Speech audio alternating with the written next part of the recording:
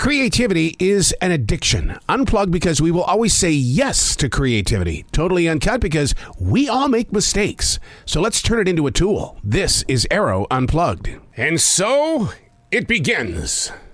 A new day of exploration. I'm not a rover on Mars, and neither are you. But with all that's presently unfolding on Earth, we have to be open for any and all changes and discoveries. One news report claims that summertime vacations will never be the same. The planet is overheating, they say. Yeah, well, another group of scientists say it's not climate change. One study shows that the 1930s were hotter than where we are today. In all that we search for on Google, does any of the content become fuel for your change? Or are we seeking things out because in our hearts, there's nothing better to do? I do remember the days before smartphones and internet connections.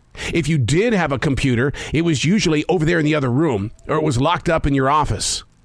So we put the television sets inside those areas to feel connected by way of watching TV shows while yahooing everything on the planet. We are information geeks in the 21st century. What are you doing with what you already know?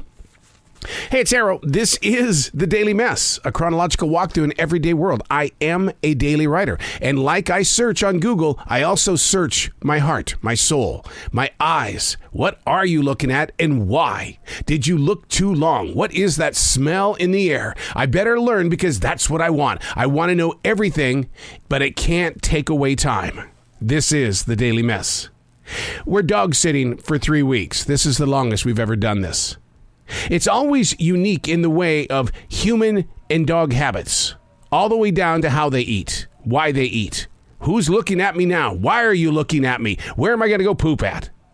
This particular one wants a human companion to sit with him when everything else is still moving forward. Just sit down. I just want to be the human. Just hey, relax. Be a human. Get lazy. Whereas my pointer, Jazzy the disaster artist, hits the ground and the bowl and doesn't look back.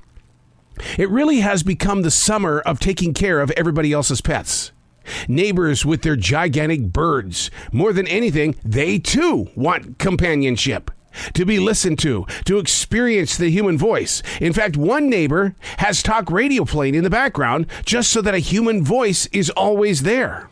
How about the cat that knows its humans are away, but is doing all she can to stay away because there's new people entering her home? How dare somebody do that? All this while taking care of my own birds of 4. I call them my Jazz, which is every bit the reason why we adopted Jazzy, my pointer, because that was the name on the pin. It said Jazzy. And I said, all right, that's it. That's all I need. We're going home together. What we do as humans. I don't remember my mom and dad taking care of other people's pets. Pets in this modern age, unlike climate control and those that are battling it, pets have really evolved into our children. Ernie the bird, he's been with me for 30 years and growing. They say he'll probably outlast me. But who do I share him with? Because I know what he's like. I know what kind of things that we've gone through in our 30 years. And it hasn't always been a beautifully written song. But the way we take care of our pets. I love going over to a little private pet store that's about maybe 5 miles from this forest here. And I just watch people with their pets. I watch them talk with their dogs and their cats. I've seen birds and snakes come in. I've seen so many different pets come in. And inside the mind, body, and soul of the human, that pet is not a PET, but it's a part of them. A huge part. You can hear it in the vocal tones. You can hear it in the way that they allow them to select whatever treat they want. And I'm guilty of that. When we take Jazzy into this private pet store, we say, get whatever you want. And she races up and down those aisles because she's in hot pursuit of that one thing that she thinks she needs to have. Are we overspoiling our babies? Would we treat a human child like this? Yeah, we would. It's just that we need the companionship. Just like the birds, just like Pepper the dog and the cat. And the cat is just being exactly what it needs to be. Very much aware of its surroundings. And who are those humans that are walking inside that door. How dare they break and enter that home? That's my home. I used to end my radio shows all the time with one thought.